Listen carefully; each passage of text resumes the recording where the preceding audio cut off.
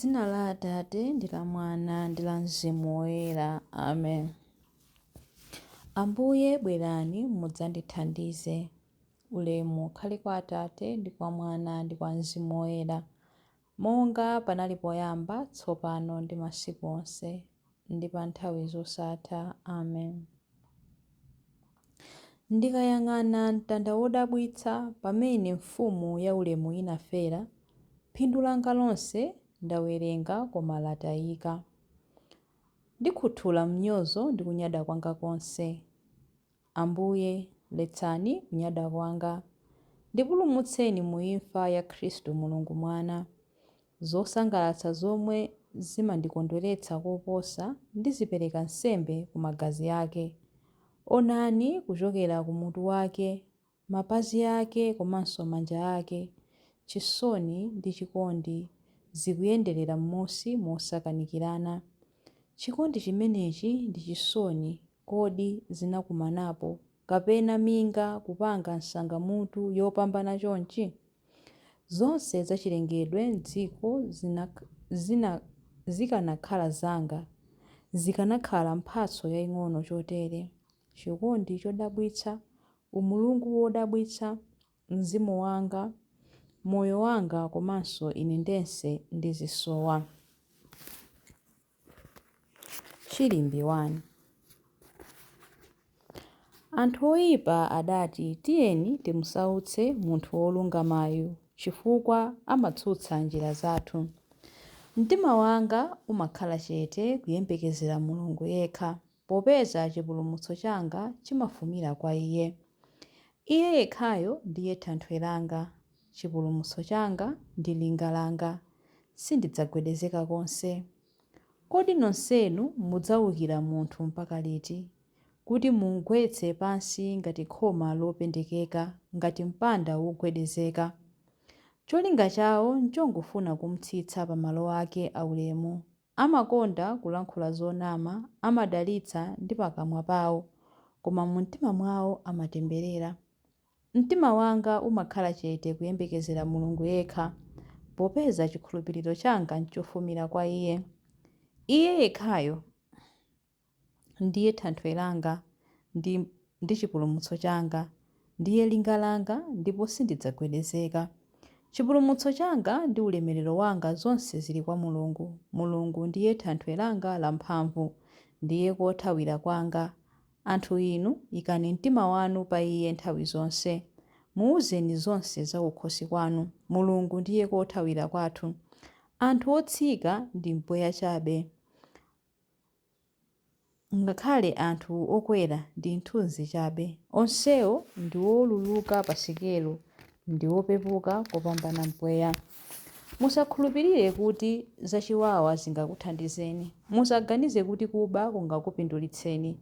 Chuma chikachuluka musayikepo mtima. Mulungu adalankhula kamodzi, ine ndaphunzirapo zinthu ziwiri. China nchakuti mphamvu ndi zanu inu Mulungu, chikondi chanu chosasinthika inu Ambuye. China ndi chakuti inu mumabwezera munthu molingana ndi ntchito zake. Ulemu ukhale kwa Atate ndi kwa Mwana ndi kwa Mzimu Woyera, monga panali poyamba, tsopano ndi masiku onse, ndi pa nthawi zosatha. Amen. Anthu oyipa adati tiyeni timusautse munthu wolungamayu chifukwa amatsutsa njira zathu. Chilimbi 2. Yesu adasenza machimo athu ndipo adapempha chikhululukiro cha zolakwa zathu. Inu Mulungu mutikomere mtima ndi kutidalitsa, mutiunikire ndi chikondi chanu. Njira yanu idziwike pa dziko lonse lapansi, chipulumutso chanu chidziwike pakati pa mitundu yonse. Mitundu ya anthu ikutamandeni inu Mulungu, mitundu yonse ya anthu ikuyamikeni. Mitundu ya anthu isangalale ndi kuyimba ndi chimwemwe, chifukwa inu mumaweruza anthu mwachilungamo ndi kuwatsogolera pa dziko lapansi. Mitundu yonse ya anthu ikutamandeni inu Mulungu, mitundu yonse ya anthu ikuyamikeni. Nthaka yabereka zipatso zake. Mulungu, Mulungu wathu watidalitsa. Inde Mulungu watidalitsa. Anthu onse akumathero a dziko lapansi apembedze Iye.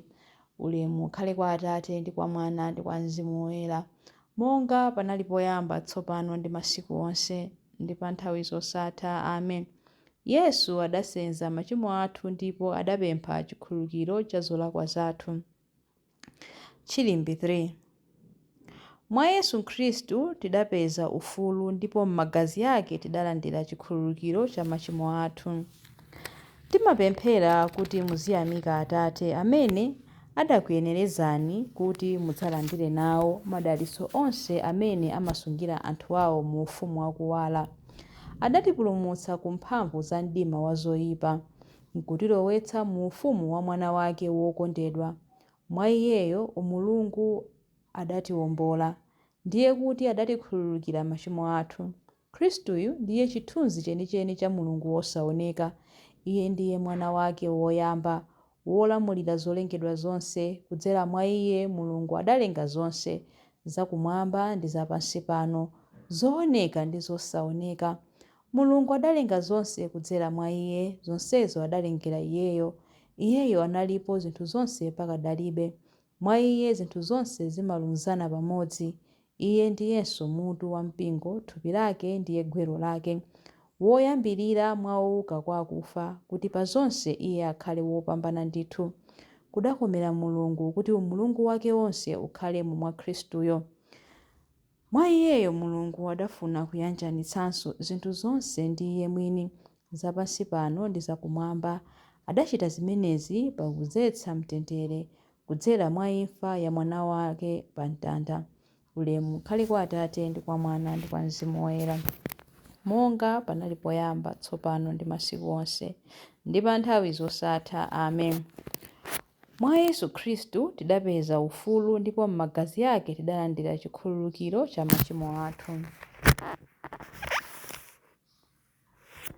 Mawu a Mulungu. Mawu akuchokera mu buku la Aefeso. Aefeso 4:32 mpakana ndime 5:2. Muzikomerana mtima ndi kuchitirana chifundo, chifukwa muzikomerana mtima ndi kuchitirana chifundo, ndipo muzikhululukirana monga momwe Mulungu mwa Khristu adakukhululukirani inunso. Tsono popeza kuti ndinu ana okondedwa a Mulungu, muziyesa kumutsanzira. Muzikondana monga Khristu adatikonda ife nadzipereka kwa Mulungu chifukwa cha ife. Adadzipereka ngati chopereka ndi nsembe ya fungo lokondweretsa Mulungu. Mawu a Ambuye. Tithokoze Mulungu mchiyankho. Tikupembedzani inu Khristu ndipo tikutamandani. Tikupembedzani inu Khristu ndipo tikutamandani. Chifukwa kudzera pa mtanda wanu mudawombola dziko lonse. Tikutamandani. Ulemu ukhale kwa Atate ndi kwa Mwana ndi kwa Mzimu Woyera. Tikupembedzani inu Khristu ndipo tikutamandani. Chilimbi cha nyimbo ya Amayi Mariya. Aphunzitsi akufunsa kuti, kodi nchiti chipinda chimene iwowo adzadyeremo phwando la Pasaka ndi ophunzira awo? Mtima wanga ukutamanda Ambuye, ndipo mzimu wanga ukukondwera mwa Mulungu mpulumutsi wanga, popeza kuti wayang'ana kutsika kwa mtumiki wake. Ndithu kuyambira tsopano anthu a mibado yonse adzanditcha wodala. Iye amene ali wamphamvu wandichitira zazikulu, ndipo dzina lake nloyera. Amawachitira chifundo anthu a mibado ndi mibado amene amamulemekeza. Wachita zamphamvu ndi dzanja lake. Wabalalitsa anthu a mtima wonyada. Mafumu amphamvu wawatsitsa pa mipando yawo yachifumu. Anthu wamba nkuwakweza. Anthu anjala wawakhutitsa ndi zabwino. Anthu olemera nkuwabweza osawapatsa kanthu. Wodzathandiza anthu ake Aisraeli pokumbukira chifundo chake. Izi ndi zomwe adalonjeza kuti adzawachitira makolo athu akale aja, Abrahamu ndi zidzukulu zake mpaka muyaya. Ulemu ukhale kwa Atate ndi kwa Mwana ndi kwa Mzimu Woyera, monga panali poyamba, tsopano ndi masiku onse, ndi pa nthawi zosatha. Amen.